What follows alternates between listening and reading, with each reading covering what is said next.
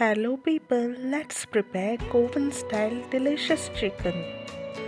Take little oil in a pan, then add onion, tomato, green chili and garlic.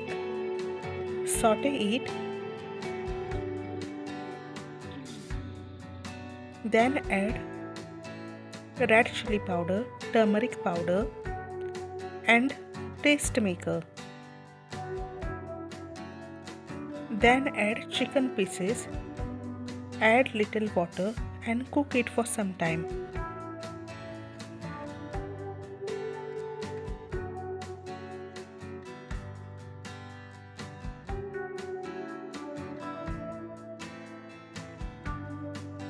After that, add coconut milk and cook it for another few minutes.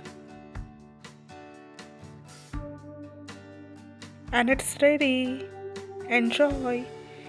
If you like this recipe, then comment below and share it with your friends. And if you are new, then subscribe.